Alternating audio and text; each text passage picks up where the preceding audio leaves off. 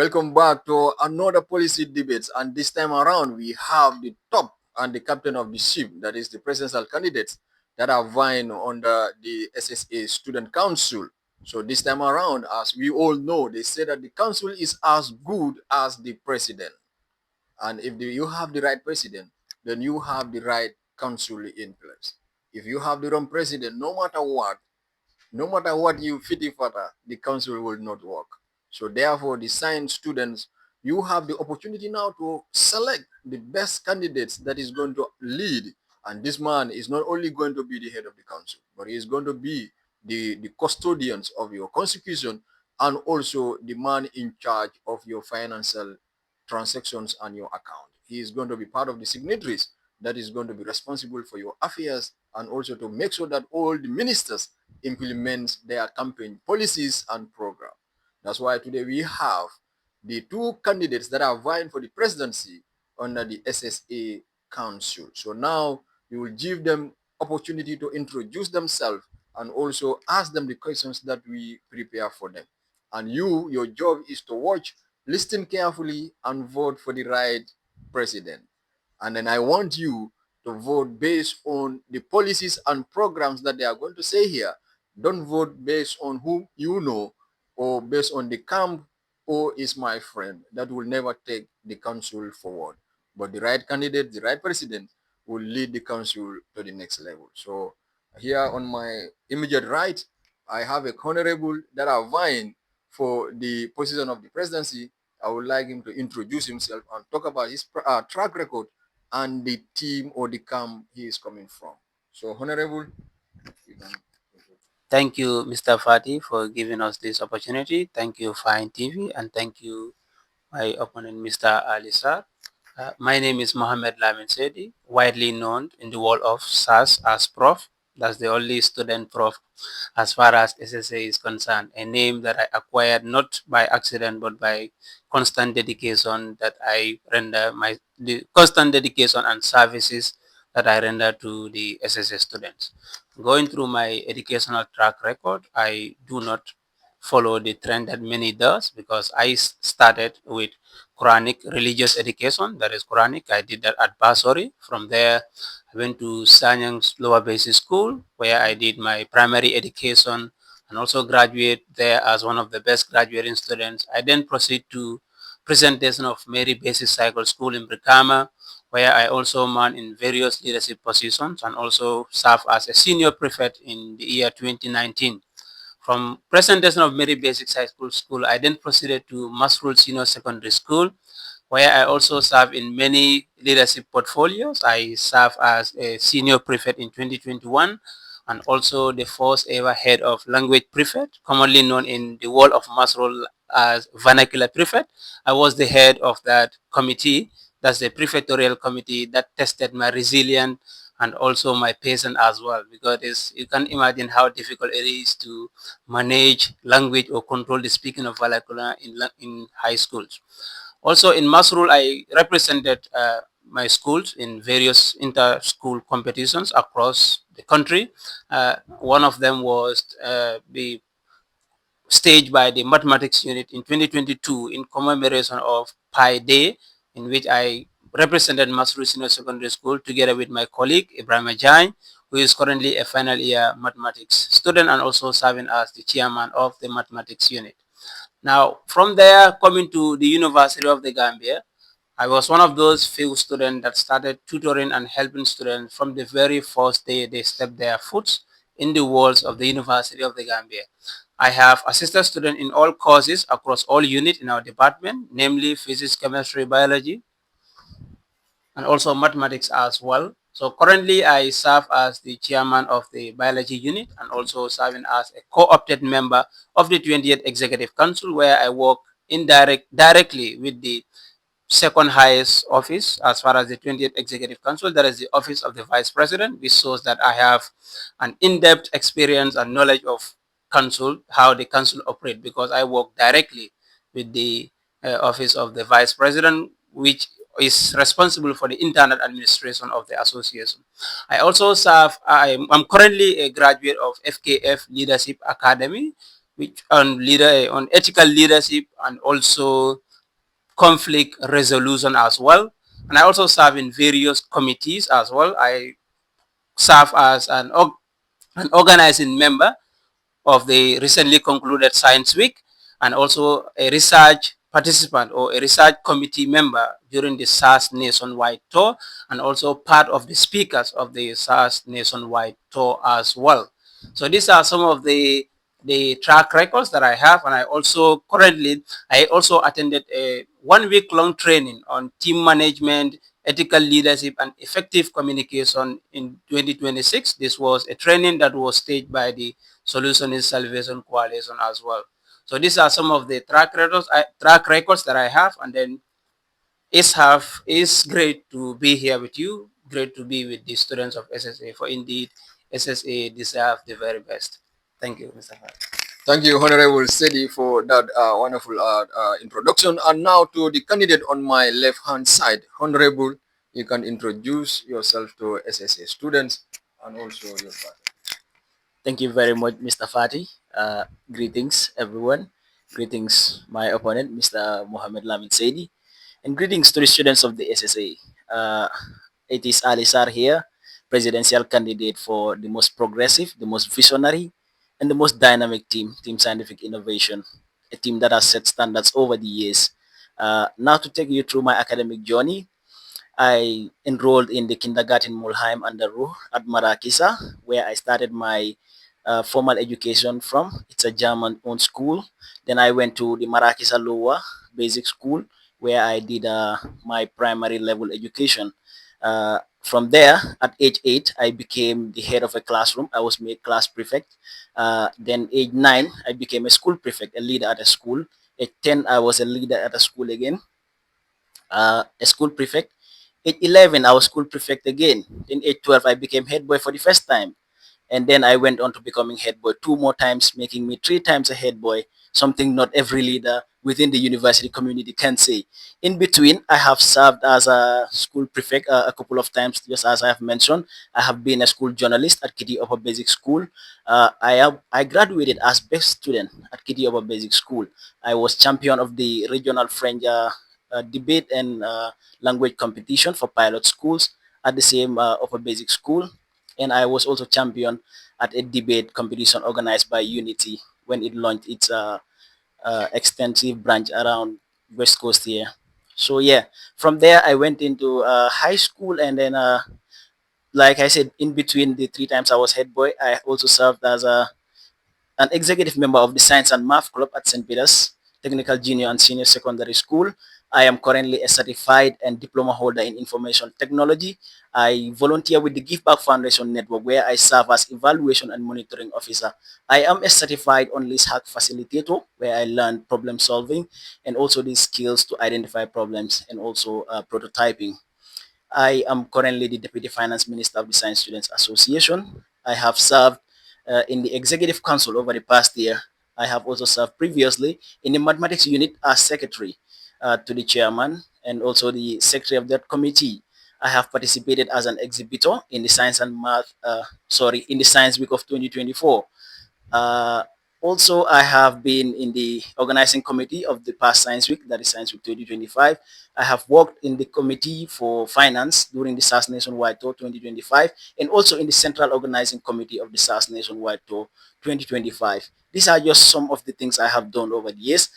In my constituency, I am currently the chairman of the Youth Forum, Brikama South constituency, where I work directly with youth parliamentarian in collaboration with the National Assembly member to drive youth-centered initiatives.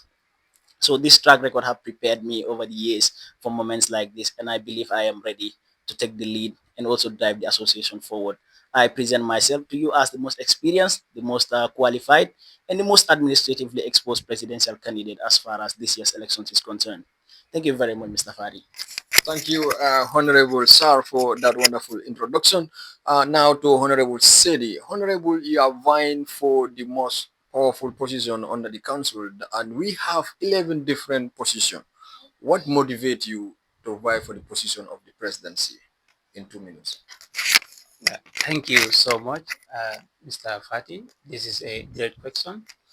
My passion to lead or to vie for the position of president under Team Revolutionary Elites, the most pragmatic and complete team as far as this year's election is concerned, is rooted in the vision that I have, because I believed every leader must have a vision. A leader without a vision is the one that is a leader that is negotiating for failure. My vision is to transform our association from being theoretical based to practical based. This is not something that I am starting. It is something that I have already lived. It's something that I have worked by. If students that knows me in SSA knows that I am a leader of actions, I don't do too much work. I together with my biology unit executive transform the biology department with in collaboration with our administrators from being theoretical based to practical based. That is something that we have done. And it is true, it is during my tenure that the University of the Gambia, that is the biology unit, secured a laboratory technician for the first time in the history of the University of the Gambia. This is something that happened in my tenure. This has given us, the students, the opportunity to be able to embark on practicals as far as their educational journey is concerned.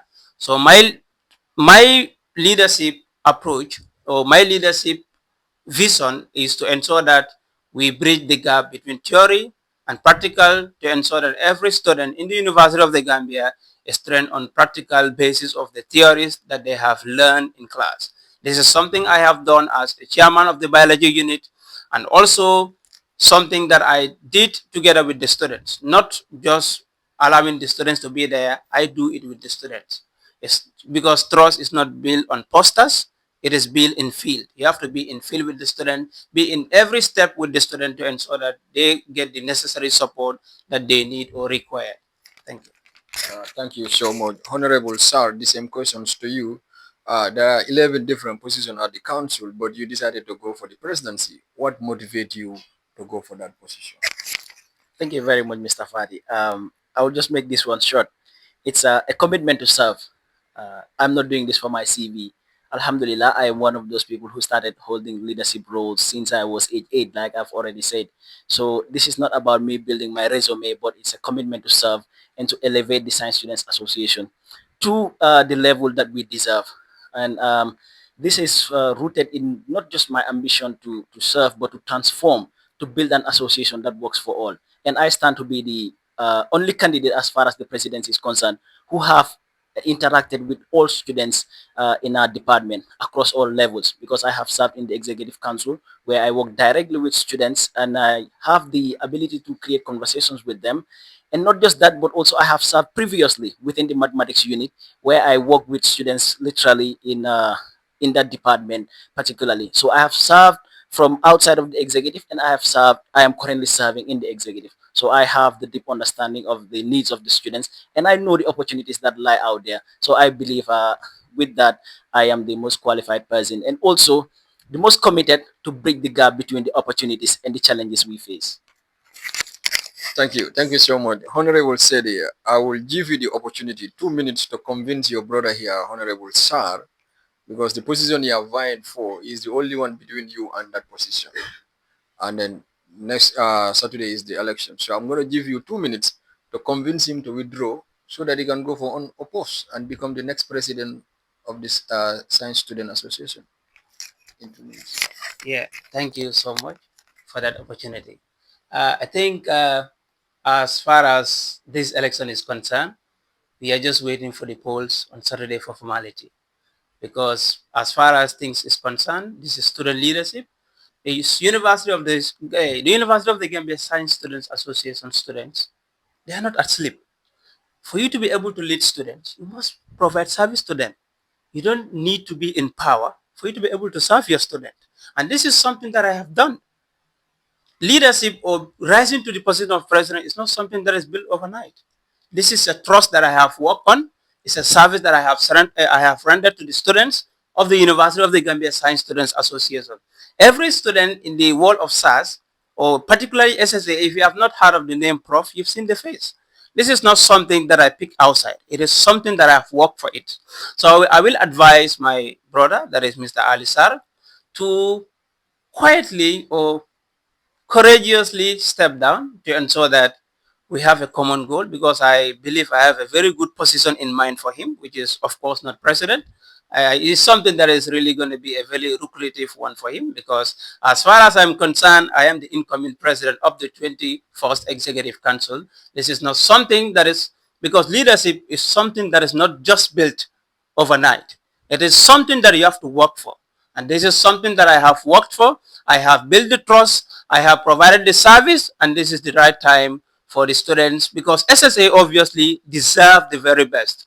The students of the Science Students Association deserve the very best. Yeah, thank you. Yeah, thank you, Honorable. Still, you said that you have a position for him. Why don't you tell him now so that he can be convinced and then leave the position for you? Yeah, that is a surprise package that I have for him on the account that he agreed to step down. Then I will give him a very good position in mind that I have for him. So, Honorable, are you going to resign? Definitely not. Okay. Mr. Fati. So he said that he's not going to resign. So now, Honorable, I will give you 2 minutes, 5 seconds to convince your brother here because the position that you are vying for is only one person that is between you and that position. So you said that you're not going to resign. So why not you talk to him so that he can resign and then you become the next president? Mr. Fati, from the reading of our track records, you can definitely tell that in any capacity he has served, I have served 3 times more. So, as far as experience is concerned, I stand to be the only one who is above there. And he is not even near my experience in terms of leadership roles. So, that said, I believe even within the SSA, the service he talks about, I have served more than him. I have served in various capacities within the SSA and I have interacted with all our students and I know their problems better than he does. When it comes to networking, when it comes to conversations, I am able to talk to students more than he does. So I believe he should understand that I am no match for him. Just as he said, he has a position for me. He's a good man. He's an academician, which is why I believe his area should have been more of areas of academics and research because the presidency requires a little bit more. It requires more than he has. So with that said, for me, it is not an entitlement like the services I have rendered to students. Because of that, they are supposed to give me their vote. No, but because I have the vision and also the experience fought from practical leadership roles since I was age 8 until now. To drive the Science Students Association, to lead it to where we want it to be. And this is why I believe he should humbly and gently walk away while he still can. Because I believe on Saturday, the students have heard my policies, they've heard my track record, and they know very well that I am the most qualified as far as this election is concerned. And I believe they will vote wisely. Thank you so much, Honorable, for that. And now it's left to the science students to decide because both of them did not want to resign and give chance to each other. So now Saturday is going to decide who is going to be the next president of the council. So you have to have say on that. Now, Honorable Sedi, we come across a picture that is circulating in the WhatsApp pages of University of the Gambia. And after I asked some students, they said that you take that picture because you have an intention to contest. That's why those pictures are going around.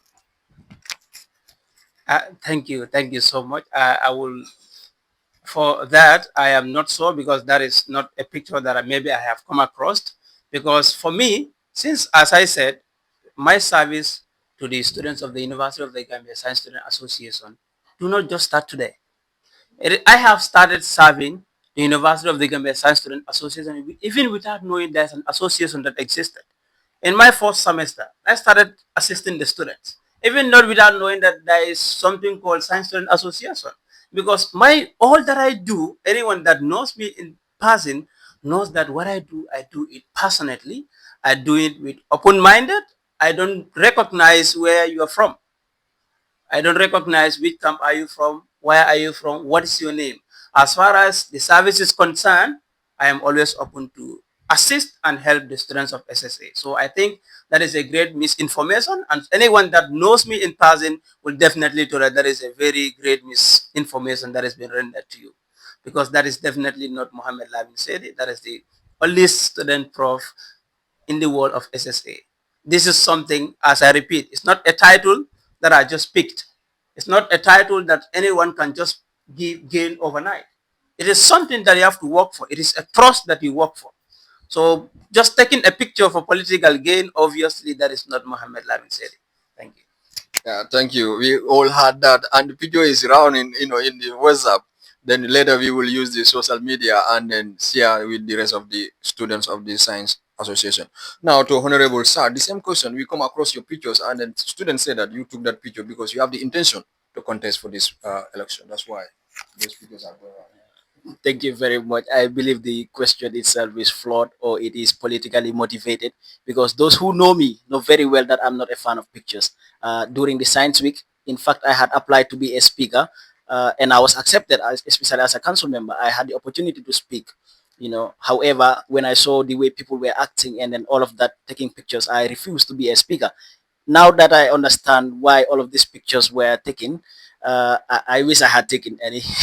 Unfortunately, I was not taking pictures, and even during the nationwide tour, too, it was the same. I'm not a fan of pictures, and whatever I do, I make sure I do in the background. In fact, in the executive council, I'm one of the most active, the most committed members as far as the executive is concerned. And just as a deputy, I have participated in the most number of courtesy visits we've been to. I've attended meetings and I have taken part in all of the council activities or majority of them. However, I do not take pictures because this is who I am. Whenever I do things, I want to do them on the low key. And in fact, I have done things that I would never want to come out here. So why will I take pictures for that? So I believe the question itself is politically motivated. They're just trying to make me look like, yeah, I've been taking pictures, but that is not true. Yeah, now before we go into your policies and programs, I want Honorable Sedi to tell us, especially the science students, what kind of leadership style are you going to bring that is going to be different from all the other previous executive council? Yes, thank you so much. As I said earlier, every leader must have a vision. And then it is said a leader without a vision is a leader that is negotiating failure. But then I said a leader without a vision is just an aspiring candidate. Because as a leader, you need a vision and you need to adopt your leadership style. And then the leadership style that I adopt, it is not something new to me because I'm currently serving as the chairman of the biology unit. It is a style that I have adopted and it has worked really well. No one can deny the remarkable improvement that the biology unit currently have under my leadership. The leadership approach I always applied is something that is rooted way back when I was in Masrul, because I serve in the most challenging position, which is controlling the language. That is the vernacular prefect. Head of that committee was really challenging and tested every aspect of leadership. And then that leadership approach is transformative leadership. I want to bring innovations. I have visions to transform our university from theory to practical. This is because the University of the Gambia Science Student Association produce a lot of brilliant individuals. When you go to NEA, the one that is heading that, Dr. Dauda Baji, is from SSA. And he was a president in SSA in the year around 2000, because this association, that is the Science Student Association, was formed in the year 2000, 2000 in the year 2000 and 2001. Then it was not even called Science Student Association. It was called the Science Club of the University of the Gambia. Then it included ITCA, it included ASA, and then this SSA. So you realize that this we have produced individual. Currently, it might be surprising for you to know that the current physician of our president, that is that is Mr. Adam Barrow, his personal physician was a member of this great association. So this noble association, that is Dr. So, and also you realize that SSA have been a very great association. We are among the first association to get a printing center in the whole of the University of the Gambia. Then it was at Kanifi, and this was secured during the time of Demba So. It was donated to him by the ex-president Yahya Jammeh. And then you can realize that this association is not an association that was just born yesterday. It has been called the Science Club of the University of the Gambia from 2001 to up to 2013, when it was changed to Science Students Association. And then the motto of the association is Science for Development. I can tell you a little bit of how that name come about. Because what happened is that when the association was transformed from Science Club of the University of the Gambia to SSA, the current executive at that time, they don't have a motto. And one lecturer there is a foreign lecturer. And then he asked them, how can you create an association without a motto? Now the current executive started pondering over it. Okay, now we are going to take a reference from the University of the Gambia motto, that is knowledge, truth, and development. So that is where the birth of Science for Development come from. The motto of the association of SSA originated from the University of the Gambia, from truth, knowledge, and development. And for it takes for you want to understand the history for in order to able to project a vision, because a vision is rooted in deep institutional memory of the association that one aspire to serve. Thank you. Thank you. Thank you so much. Now, to Honorable Sal, the same questions now. We have seen that you vying for the position of the presidency, and we all know this position is the highest position. And if you happen to be the next president of the Science Student Association, what leadership philosophy and or leadership style are you going to bring in if you happen to be the next president? In short, I would say modern leadership style.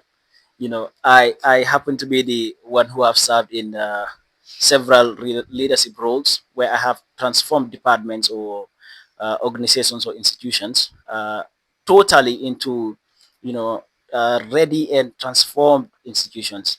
So I will do the same thing with the SSA, and my leadership style is going to be this. For my opponent, unfortunately, I thought he was on a history lesson. I was in a history lecture or something of that sort. I will make my brief, and I'll put it this way: it is experience from practical leadership roles since childhood until now. Combined with vision to transform, to unite, and to turn the association into an impactful scientific hub where excellence is the standard. In short, that is it. And my vision is simple. It is unity, impact, and action. That is all I have. Right. Thank you so much. Now to the most important part of this policy debates is the give you time. I'm going to give you, Honorable Sedi, 5 minutes to talk to science students about your policies and programs. And you can use this opportunity also to convince them to vote for you to become the next president. So you have 5 minutes to talk to the science students to vote for you. Yeah, thank you so much. Before I start with my policy, it is important to acknowledge that Mr. Sar said I have given him lectures on the history of the association that he aspired to serve, and that is as a compliment to me.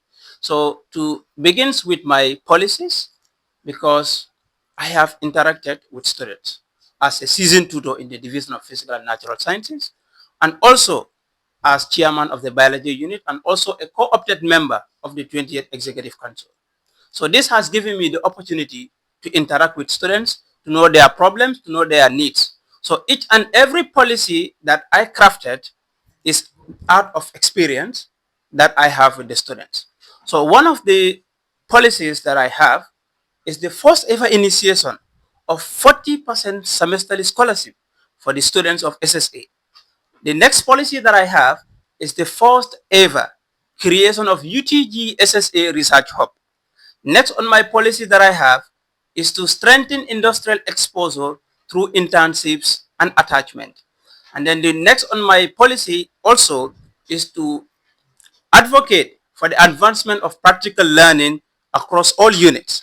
Now, to take you through my policies in detail, I have a lot of them, up to 8, but due to time factor, I will just delve into these 4 and then encourage each and every student to be on the convention ground tomorrow, where each and every candidate will give it the platform. So the first policy, that is the first ever introduction of 40 semester scholarship for the students of SSA. With the experience that I have interacting with students as a student leader, interacting with various students, where many students have their trust in me and confide in me, I have realized that many students in our school, our department, like science students, they find it really difficult in terms of finance, because you realize that when it's time for course registration, students that are well deserving, they will register their courses so lately. To the worst case scenario, they will end up deferring their semesters just because of financial difficulties. That is why, in collaboration with my finance minister, which is a very well experienced man when it comes to finance, as he rightly said, he is an accountant, not a cashier. We deem it necessary to bring in structured initiatives. In collaboration with my welfare minister, we are going to ensure that we bring in activities that are going to generate funds for the association. because we our association, that is SSA, currently have a partnership with Q Group, wherein they provide two students a fully funded scholarship to two students on academic basis, academically. But when you compare the number of students that are in our school and you compare it to two students fully funded, you have to understand that there's a room for improvement. And also, I understand that many institutions are currently on donor fatigue, so it will be difficult. Although we are going to push the agenda to get more fully funded scholarship to expand it, but it will be difficult for association to provide fully funded scholarship. But when we write proposal to them, and also with our own underground activities that we want to do to generate fund for the association, we can secure 40% semester scholarship for our students, so that our students, no students.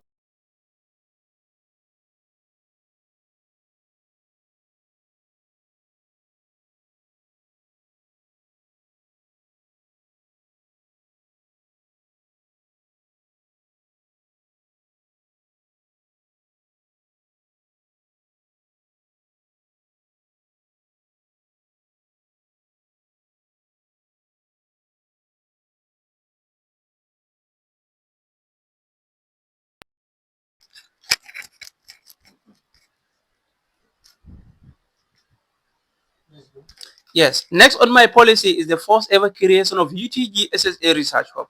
If you have been following the Senate meeting, it has been approved now that any student that is graduating from the Division of Physical and Natural Sciences after 2026-2027 first semester must take an undergraduate research project.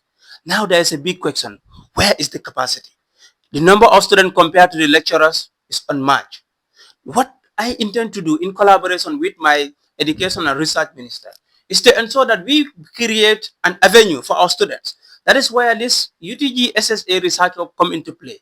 The main function of this UTG SSA Research Hub will be to build the capacity of our students when it comes to research. And this is something that is I have already started working on, because I have already engaged some lecturers, and they really buy the idea, because science without research is just like tea without sugar. Science cannot go without research. The fundamental principle in science is research. And also, the next on my policy is to ensure that we promote practical learning in across all units. This is not something I am just starting. It is something I have already done successfully in the biology unit. It is something I want to envision. My vision is to expand it to all the other units, because I've seen the impact I have done in the biology unit, and I believe all the other units deserve equal opportunities to have access to practical learning as well. So more on my policy will be delivered tomorrow, where there'll be ample time for each and every candidate to elaborate on their policies. On that note, the science students, you know the choice to make, and you know that Prof is the only incoming president deserving of your vote in these upcoming SSA elections. Thank you. So this the science student you had Honorable Sedi, the policies and program he presented. And then now to Honorable Sar, I'm going to give you 5 minutes 22 seconds to talk to the science students and convince them also to vote for you as the next president. So you have 5 minutes 22 seconds. All right, thank you very much. So, just for clarification purposes, regarding the so-called prof's history lecture code, I said that in critique of his deviation to the question, the simple question that was asked about his vision, and also the mission he has. Unfortunately, he went on a history lecture. So, for clarification purposes, I like to say that. And also the brag about prof, that's academic dishonesty. You cannot discredit the hard-earned title of professors. People work for this, and you said you worked for it. That is not how you get it. You just don't tutor and become a prof. No, no, no. We have the likes of Dr. Ida who have lectured over how many years and still they are just doctor. So how can you call yourself prof? I mean, in uni. But that's not the problem here. So now we will go into my policies. First of my policy, but before I go into that, I would like to say this. I have interacted with the students of the SSA. In my capacity as secretary of the mathematics unit, I have interacted with them in my capacity as deputy finance minister, where I worked in the central executive council of the Science Students Association. I have interacted literally with all students across all units within our association. So I know the problems they face better than any other person as far as this position is concerned. So that said, I would like to tell you that the policies I have crafted were crafted in consultation with the students. I have inquired, I have researched, in the school together with my team over the past months to find out the problems that affect the science students. And with this, we tailor these policies specifically to fix their needs. And first of them is the Job Fair and Entrepreneurship Training Initiative. Uh, One of the most pressing challenges faced by the students of our association is the difficulty of securing desired jobs after graduation. Despite our course rigor and brilliance, most graduates remain underexposed to practical career pathways, or they lack the necessary entrepreneurship skill to create opportunities for themselves. So with this, we came up with the initiative, a maiden one, of course, one that has never been held in the university. So we are going to execute it in two components. First, we will organize an entrepreneurship training with my in collaboration with my Secretary General and also the Finance Minister, Ms. Zainab Mbai. We will organize this entrepreneurship training in partnership with industry experts and experienced entrepreneurs to deliver practical trainings on entrepreneurship and innovation to our students. With the intention of giving our students or equipping them with the necessary skills to create or launch their own ventures, thereby becoming job creators rather than job seekers. Because we believe science students should be solving problems of society, not adding to the unemployment crisis. On the other hand, we will organize a structured job fair, one that will bring together partners, institutions, business owners, employers such as the NEA, the Department of Geology, area councils, local governments, area councils, right? Bureau of Statistics, government and non-government organizations, with the aim of granting our students access and networking opportunities with recruiters and decision makers. This will help them gain insights into employer expectations and also the required pathways to securing opportunities within these institutions. So second on my policy is strengthening partnerships. We believe the SSA cannot grow in isolation. We grow strong through the strategic partnerships we have with relevant partners and other science institutions. With that, we will collaborate with our partners, and our mission is simple here. We are going to review and deepen what we have and build what we need by partnering or reviewing the partnerships we have and also actively forging new ones with leading scientific institutes such as the Smart Production Engineering Company, the Medical Research Councils, and we will deepen the likes the ones we have with the likes of the MCA, Medical Control Agency, and also the Gambia Standards Bureau. So third on my policy, just to make it quick because I don't have that much time. So third on my policy is the strengthening of alumni engagement. I am of the firm belief also that our strength does not just lie in who we are, but in who we have produced. And the SSA is renowned for its brilliant alumni, from the recent graduates such as the likes of Ibrahim Sumare, Dauda Kani. These are people who graduated with excellent GPAs. They are leading in their classes. So to the likes of Dr. Baicham, who is now a doctor in the mathematics department and one time a president of the association, to the likes of Dr. Tunkara, who is a chemist in the United States, to Professor Bah, who is now head of the data science unit at the Medical Research Council Gambia, that is MRC Gambia. He was one of the founding fathers of the association. So we will bring these alumni together with just one aim, connecting them directly to the students for career guidance, mentorship, networking opportunities, and real support, both professional and financial, to the association through an annual homecoming. And this is how we will ensure that we all win together. Because when the alumni rises, the SSA rises. And when the SSA rises, every student within it rises with it. So third on my policy or fourth on my policy is rebranding of the education and research trips.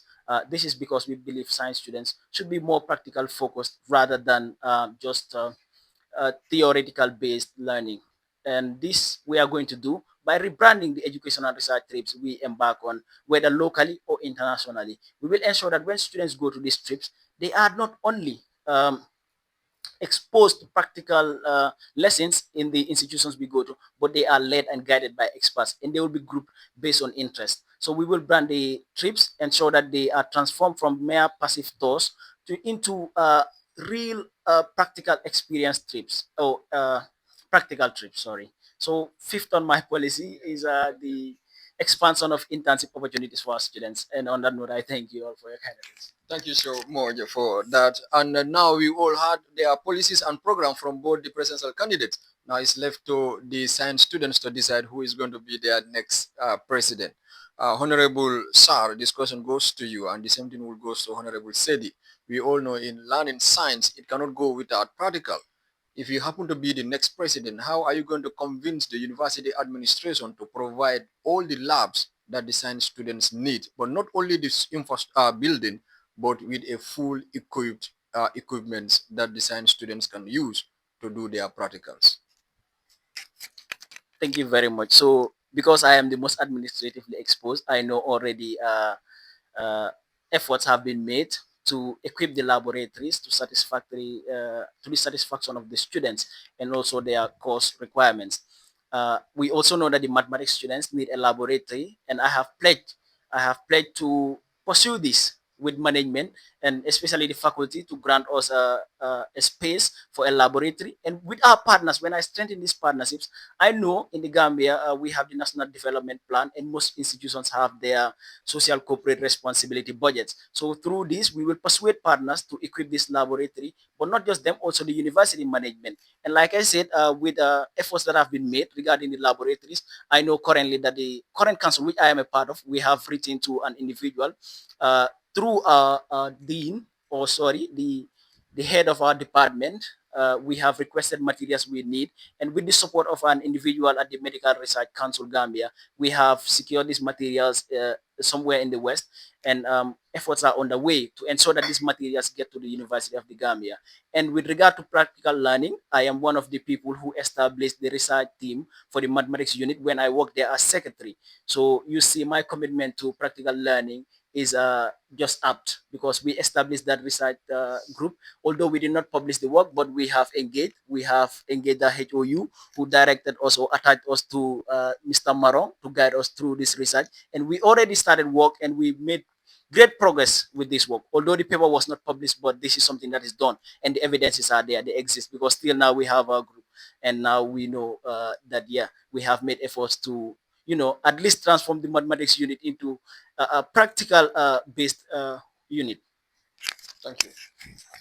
Honorable, in 1 minute 54 seconds, how are you going to talk to the administrative, especially if you happen to be the next president, to provide labs? Because we know that in science, you need to do practicals and you cannot do it in the absence of lab. So how will you be able to convince them not to have only the buildings, but a lab that is fully equipped for the science students? Yes, thank you so much, Mr. Fati. I think this is where the difference comes between me and Mr. Sar. While he is thinking of plans, I have already executed them because I have practically transformed the biology unit from just being theoretical based to practical. I have done that without policies. As chairman of biology unit, we don't have policies. I have practically because the thing is, I Mr. Sar is in council, but I think he lacked the institutional memory of the association and the things that we have in our possession. There is no administrative office in the SSA that I cannot enter. And currently, if you get into the chemistry lab have a store. We have a store for all the biology have a store, chemistry have a store, and then physics also have a store. And then when you go to the chemist, just last week, I was there with the new laboratory technician with Mr. Dele, wherein we get in new equipment that have never been used. Because even Mr. Dele's wife is in the US, also donated us with materials. These are materials that I've seen firsthand. These are equipments that I participated myself in bringing them from the store to the biology lab. So you realize that though we need equipments, but we have the basic equipments to get the laboratory started. The equipment that are in the West, who knows when they are coming? No one knows.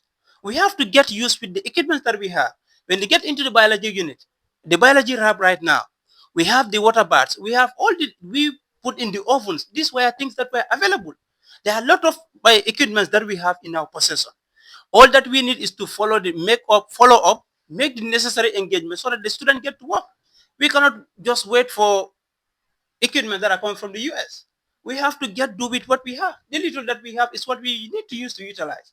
And that is what I advocate in the biology unit. Biology unit previously don't used to have, in the lab don't used to have more than 3 or 4 microscope. Now when you go there, we have more than 15 microscope. All bio 101 students now have first-hand practical experience of how to operate a microscope. That is an opportunity that none of us have. When I was doing bio 101, just to observe a microscope, we have to go all the way to Banjul or to go to Kotu.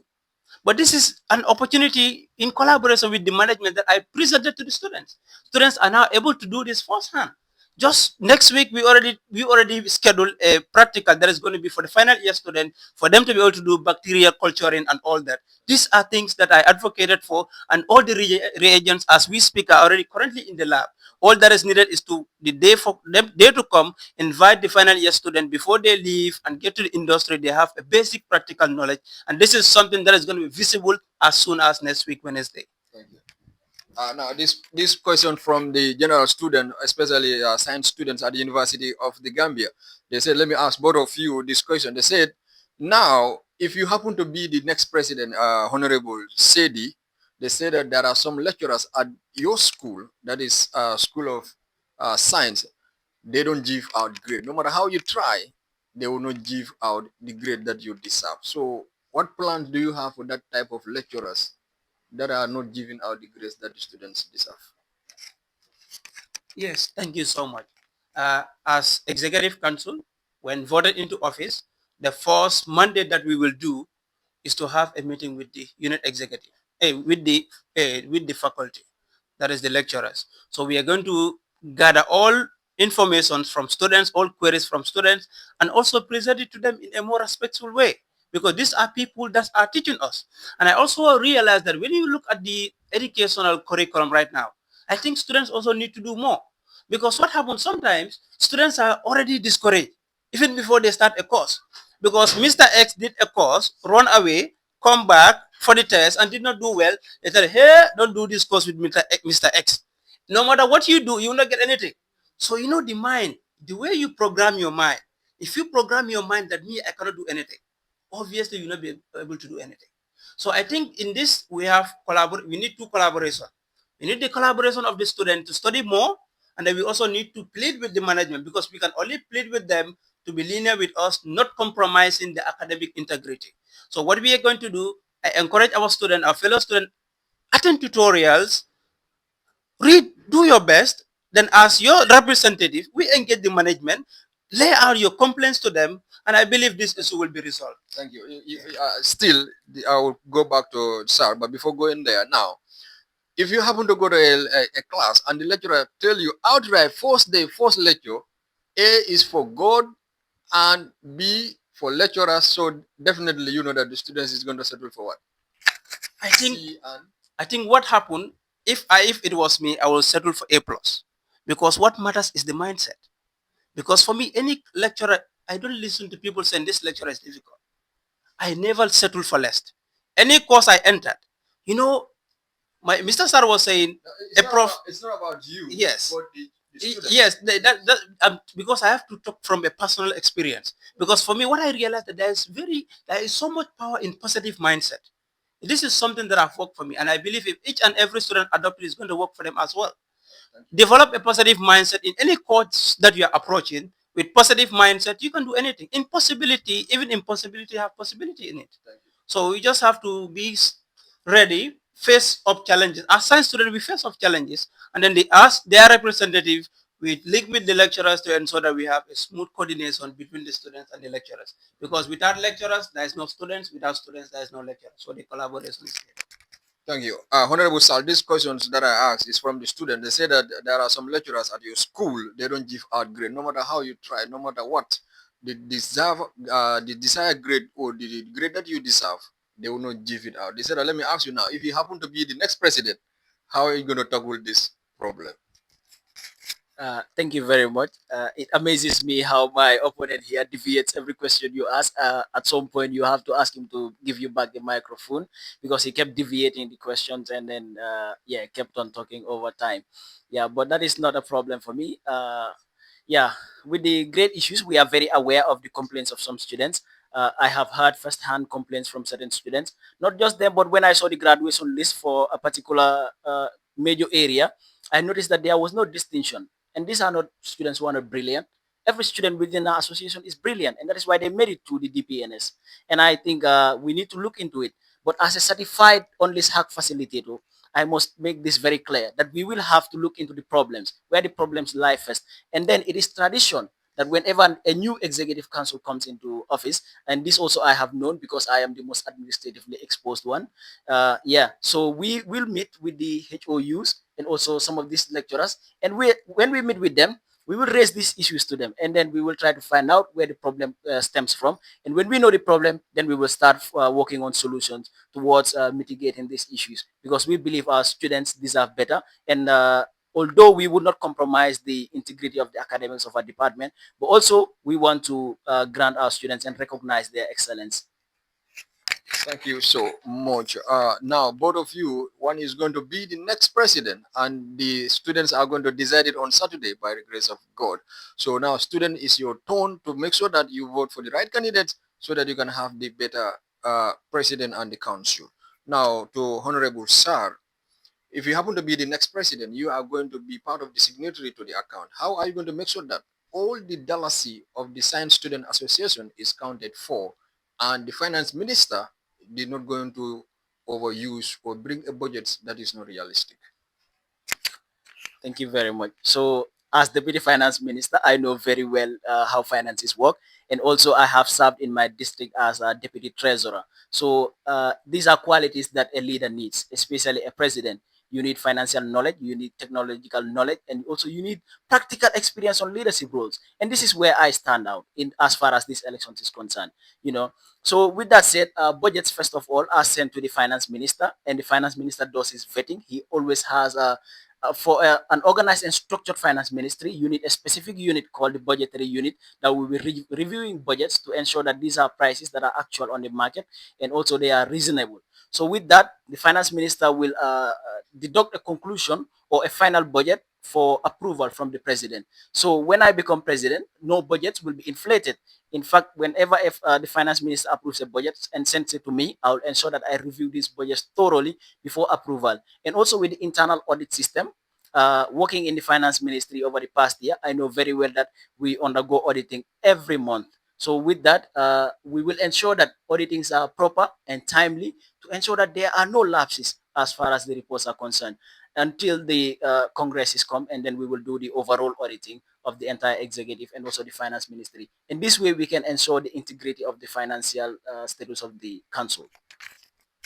Thank you. Honorable said, if you happen to be the next president and you will be part of the signatory, so how are you going to make sure that all the money of the association is counted for and the finance minister also did not overuse his position? Yeah, thank you so much, Mr. Fati, for that question. I am really baffled with all the experience that Mr. Sar said when it comes to financial matters. Mr. Sar is someone that I currently serving in this council, and also very crucial when it comes to the financial dealings. That is, he is currently serving as the the deputy finance minister. They have inherited an account from the previous council, and they are leaving the account with a deficit. With all that financial knowledge, you are leaving the account a deficit.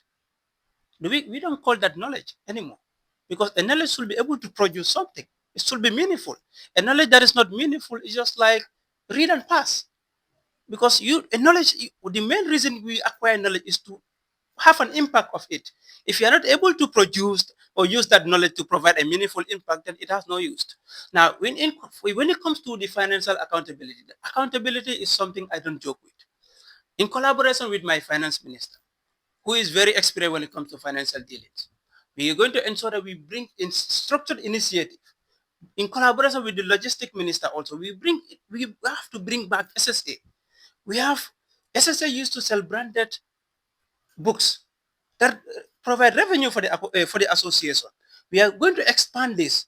Have branded lab coats. Biology students need lab coat. I look for over 180 students this time around needs to buy lab coat. I facilitated that. I look for an external vendor to sell lab coat to them. But if the association is selling the lab coat to the biology student, that revenue will be for the association, and every budget I will ensure is accounted for, and that the profit that we get, that part of that profit is what we are going to reinvest back to the student, as like the 40% semester scholarship I talk about. These are some of the ways that the association can tap fund, not only relying on external donors, but within our own means, we can create initiative that will generate funds, and then we use it for the betterment of the association. Accountability, when it comes to me, it is not something it's not a second choice. Every button must be counted for. During Congress, we have questions that have never been answered, and I believe they will never be answered about our financial report. Because every student that was available at the Congress, they knew that that financial report, we have questions that are never answered. So, thank you. Thank you so much. And this is going to be my final question before I'll give you the opportunity to ask each other. Honorable Sedi, we all know there must be only one winner when you come on Sunday, when the EC announce the results by the grace of God. Now, if you happen to win, that's what you are looking for. But now, if the results don't go on your way, with all your policies, all your experience, are you going to be willing to give it to the president elect and support the council, or you will just hold yourself because they don't give you the opportunity to serve? Please, in 1 minute. Thank you so much. As I started, my service to the student of SSA does not come with position. I serve the students of SSA without position. So my vision goes just beyond position. It's the impact. For me, the impact that I make on someone's life is what matters. Anyone that have interacted with me knows that my goal is the impact. The positive impact that I make in someone's life, that's what matters. I have seen the impact I have done in biology unit. I believe I could do it, can have a greater impact on other students because as the chairman of the biology unit, my influence and power was limited within the biology unit. But if I mount the office of the president, an office that is not a place for experiment, it's a place for proven leaders, people that have shown the work, because a leader is someone that not only knows the way, but shows the way and leads the way. It is something I have done within the world of SAS, not external accolades. Yes, Honorable Sede, my question is, if things don't go your way with all the good plans and the policies that you have, and now the SSC student did not give you the opportunity to serve as the president, are you going to hold yourself with all your policies, or are you going to join the new council and make sure that your policies are served also? Yes, thank you for that. Thank you for that question. Just as I said, I serve not because of position. The moment I drafted these policies, they are no longer mine. The policy belongs to the students of SSA. Regardless of either being chosen or not, the policy is for the betterment of SSA. So the moment I drafted it, aired it out, it is no longer mine. It is a collective policy because this is a policy that comes from deep experience and exposure with the students. So the moment the policies are given out, it is no longer mine. It is for the all students of SSA. Anyone that wins is betterment for the association because even during class to class, all I said is the interest of the association first. So the moment I give out my policies, they are no longer mine, but they are policies for the betterment of the Science Students Association. Thank you. Thank you. Honorable Sir, the same questions to you. You are vying for the position to become the next president. Now, if the things don't go your way, are you going to hold your policies and programs, or you are going to join the next council and support them and then use your policies and programs? Thank you very much. I think you're supposed to give me twice the time you have given him because you have asked him the same question 2 times. I have said this initially. I have said this initially that he is always deviating the questions you ask and going about talking about things that are irrelevant to the particular question. So here I am to answer the question. But before that, I'd like to clarify, with what he said, that with all my financial knowledge, we are leaving a deficit in the account. That is misleading. In fact, our audit report, which he very well validates, rated us 90, and 90 on any grading scale is an excellent grade. That said, the auditor also, during the very Congress, said that our ministry stands to be one of the most accountable and trustworthy ministry. In fact, we stand to be the first executive council and ministry to face students twice a year for accountability. So whatever he says here is misleading. He was there at the Congress. The questions he's talking about, I am not aware of them. I know there were attacks, and also he was there. He didn't ask any question. So that shows how uninterested he is in accountability. So if he talks about accountability and credibility, well, that is ironic to me. So having said that, I would now answer your question. Unfortunately for him, he was dealt with last year, to Omar Sise. And Omar invited him. I am aware of this to work with him. He did not work with him. So if he says that he's not interested in the positions, but rather service, I will find that also to be ironic. So for me, these policies are policies that I have crafted, and I know these are policies that are realistic and attainable. And I came up with this to fix the problems of the students of our association. So even if I do not become president, which I don't think will happen on Saturday, inshallah, I would like to work with him in areas so we can collaborate. Not just that, but also I would like to, help him out with institutions which I am already connected to, because I have been like the most administratively exposed one, and I have worked with the Secretary General diligently over the past year to visit some of our partners. So I know what they want and what they expect. So I'll be helping him out with all of that. Thank you. Thank you so much. Now it's time for question and answer, and at the end of the day, there will be rebuttal. So if you have any attack or whatsoever you want to correct, I will give you the opportunity to do that. I will give you 3 minutes, to do that. But for now, I'm going to give you the opportunity to ask three questions each. Since you both are vying for the position that is the highest at the council level. So now I will start with you, and then you will be the first one to do your rebuttals, and then he is going to end the debates. I hope you understand. Right. So, Honorable, now the floor is yours. Yes, thank you. I think Mr. Sar, say a very misleading information that I need to clear. He said, Yes, oh, you can ask the question. So, at the end of the day, rebuttals, you can clear out all what you want to. But right now, ask question and also have 1 minute to answer the question. No rebuttals or whatsoever in this period, please. yes, exactly. Okay, thank you.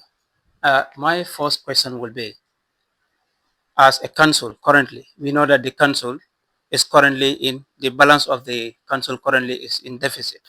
And in that, Mr. Sar play a pivotal role in that as the Deputy Education and Research Minister. So what are the plans that he failed to execute when he was in council that he plans to bring up now when given the position of the office of the president that will boost the account? Because it is something he has been served. He have already served, given a chance of 12 months. He could not elevate the account, leave it as deficit. What other new plan? Because he has to go back to the drawing board. If he go back to the drawing board, what other new initiative or plans did he have that will generate more wealth for the associate? Because the finance, if the an associate without fund cannot do anything. You can plan, you can exhibit, plan all that you want, but if there's no finance, you cannot. One of the evidence of that, the career alumni and career they couldn't hold because there's no money. So let him answer that question. Yes, in 1 minute. In 1 minute, please. Okay, so thank you very much. Like he said in his own words, the SSA is not a place for experimentation. So, if anything, I have passed the days of learning. And when I was learning, according to him, when I was learning, I think he misled the people. We did not leave the council with a deficit.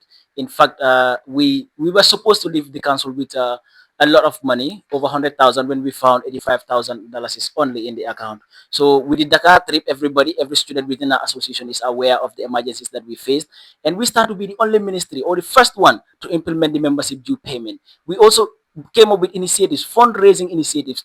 We rebranded the SSA retreat to gain a lot of profits for the Science Students Association. We manage finances in a way that no executive has ever done, and this was commended by the Auditor General.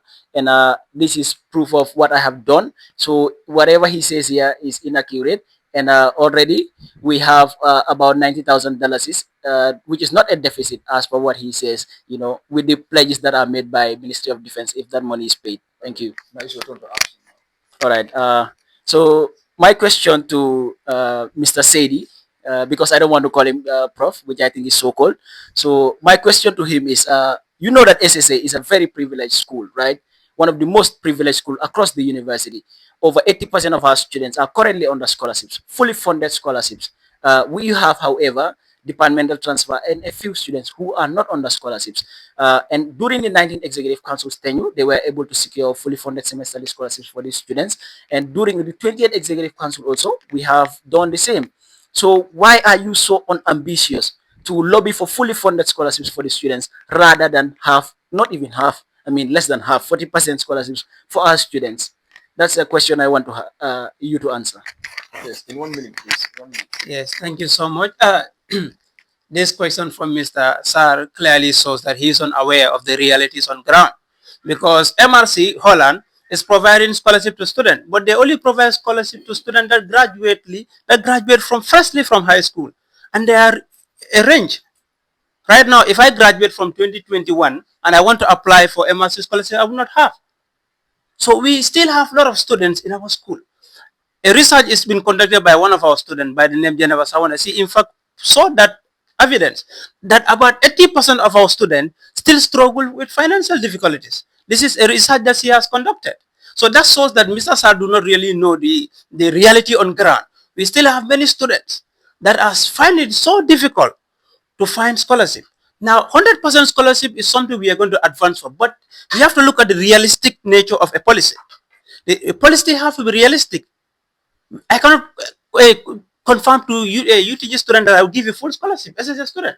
But 40% is something that we can do at council level, just within our with our initiative, we can do it.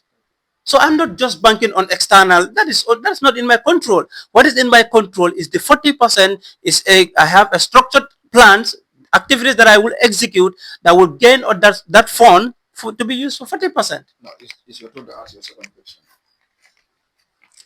Yes. Okay. Now my next question will be: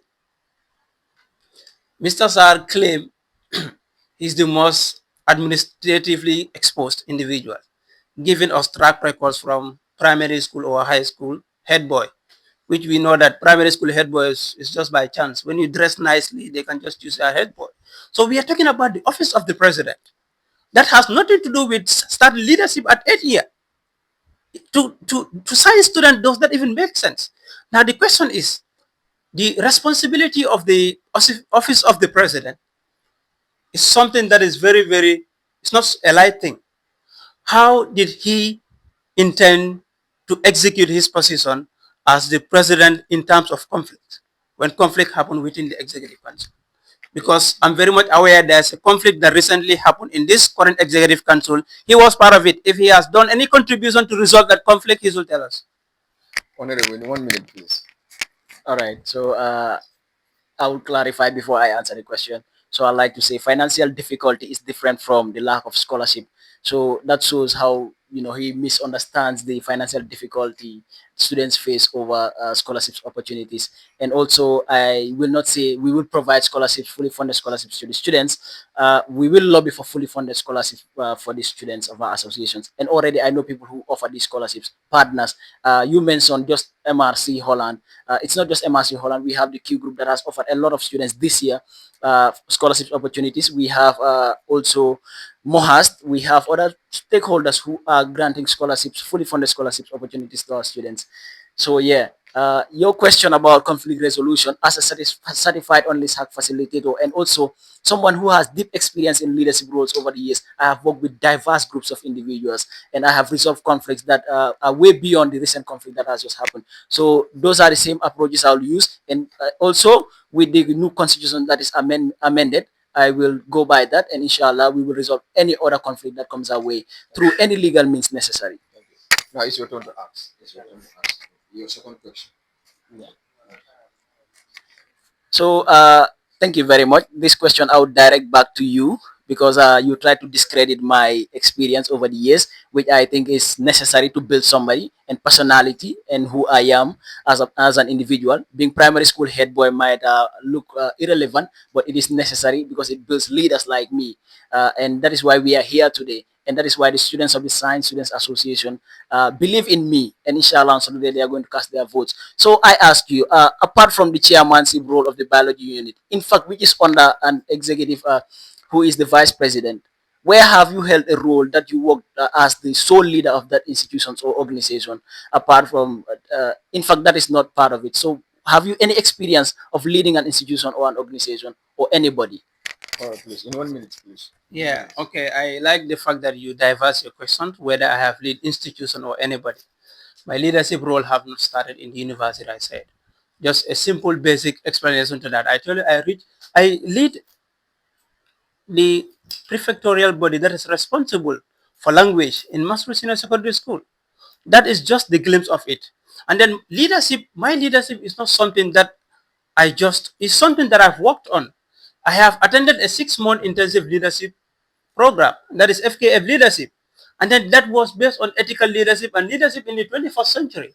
And one of the coordinators was Professor Mohamed Mustafa Fane, who is currently the chairman of the governing council of the University of the Gambia.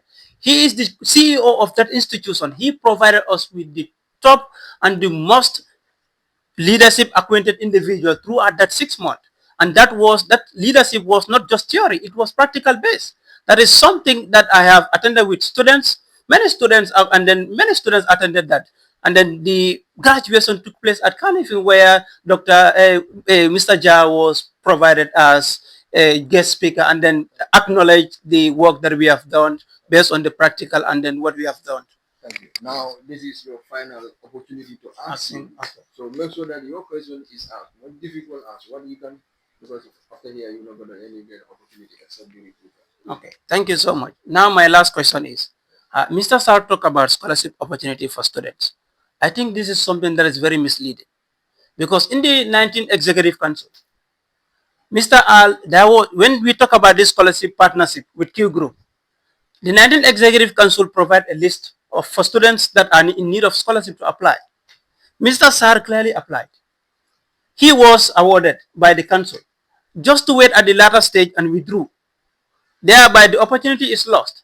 He did not get the scholarship and deprived other science students from getting the scholarship. So someone that deprived other students from getting a scholarship is now promising student that is going to lobby for scholarship. Does that make sense? Let him make that make sense. In 1 minute, please.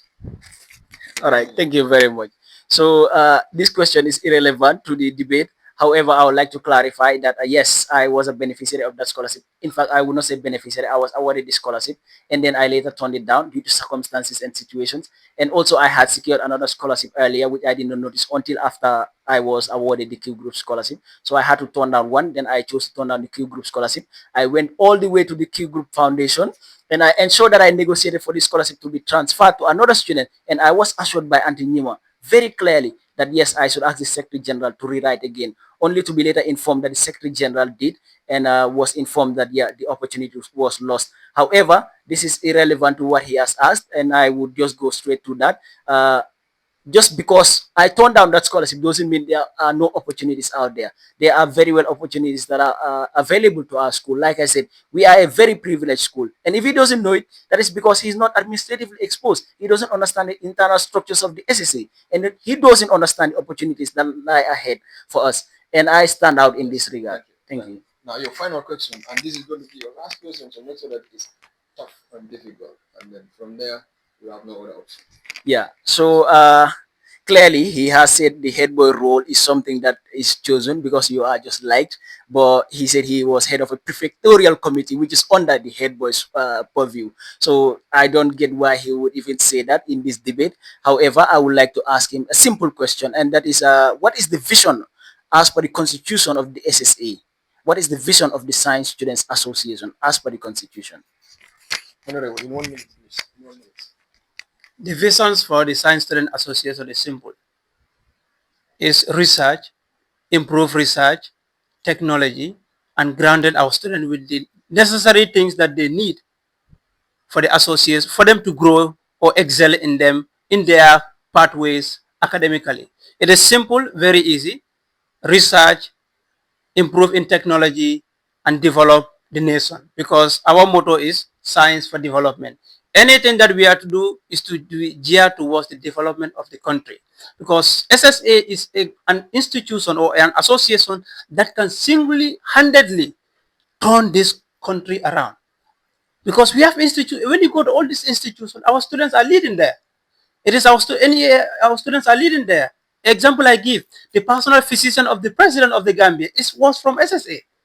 So our student can single-handedly transform this country if much attention is given to the Science Students Association. So the vision is clear: research, innovation, technology. That's what the country needs.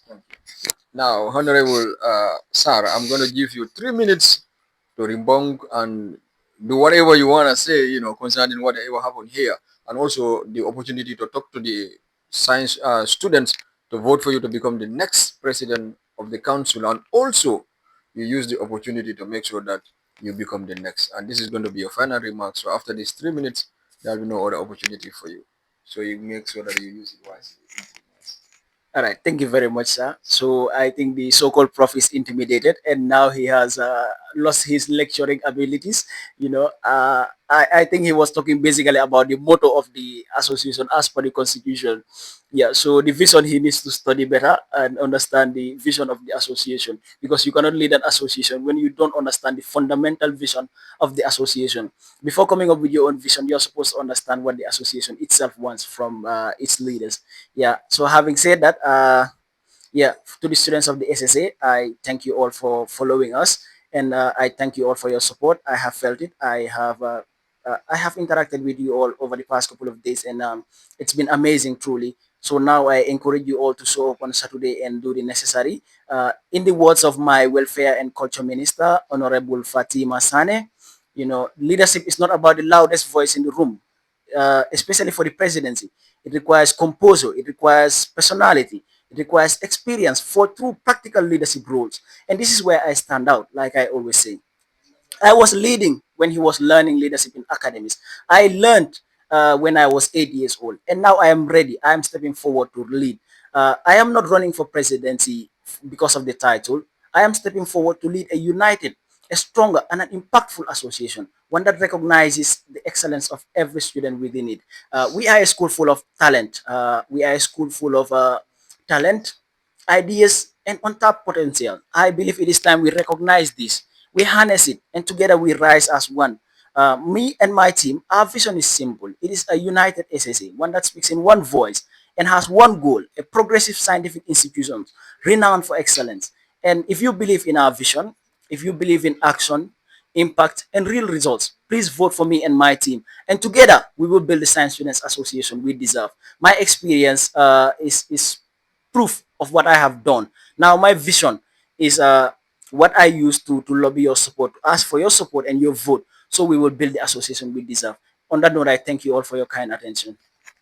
Thank you so much for that wonderful remark. Now to Honorable Sedi, I'm going to give you 3 minutes to talk to the science students. And also, if you have any rebuttals that you're going to do, so make sure that you make the best use of your 3 minutes. And then also, this is going to be a final remark. Yes, thank you so much. I'm very surprised that Mr. Sar asked a question that he himself do not know. That is the vision of the association. I have clearly stated, but he could not even know the vision of the association. That is a pity. Now comes to the most important thing. Leadership is about vision, and vision is rooted in deep institutional memory. You cannot lead an institution that you don't have the institutional memory of. So on that note, I present to you Mohammed Lamin Said as the most competent, the most individual that have been serving the students, will continue serving students as the next president of the 21st Executive Council. In this crusade, I am not alone. And for records, my team, that is Team Revolutionary Alliance, is the only team that provide each and every candidate for each and every position. This shows how serious we are. As a serious camp that have the interest of the association at heart, how can you present 10 students for the students? You only present the 10 candidates. When we have 11 candidates, what are you telling the general student? As a serious camp, you are just presenting 10 candidates out of 11 executive positions. You are telling us sport is not important, or you lack the individual that have the quality and the capability to mount that position. The only thing that we are waiting for is formality. The road of this election is clear. Revolutionary elects are the solution to the problems of SSA. The partnership we are all bragging about here, Q Group, Q that, the wireless printers, these are things that is brought by Elites-led Council, the 19th Executive Council, was the year when Revolutionary Elites wins all the 11 positions. They bring in massive change. The international trip that he is trying to rebrand, who brought it back to life? It's the 19th Executive Council. This is a council that involves 11 executive positions, all won by Revolutionary Elites. The Elites is the solution for the Science Students Association. And this year again, we bring forward candidates that are not starters. Because we understood in Revolutionary Alliance, our fundamental principle is that leadership or the executive position of SSA is not a place for experiment. This is a place for proven leaders, students that have served the association, both in heart and by actions. When you look at our team from the president to the auditor, each and every student have contributed meaningfully in their own capacity to the growth of the association. So on that note, I present to you Team Revolutionary Alerts, the most competent and the only complete team, emphasis on complete, as far as this election is concerned. Vote for Team Revolutionary Alert, and then the success of the association is guaranteed without a doubt. Thank you.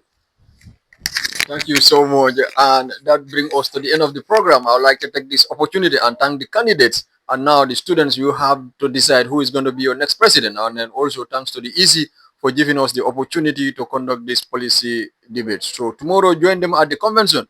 And Saturday, you go and cast your vote so that you can have your say and you can hold them accountable during the Congress. But if you don't vote, you cannot hold them accountable and you cannot say anything about them because you did not participate and exercise your students' right. So I'm your moderator, Seymour Fati. Until we meet again, bye for now.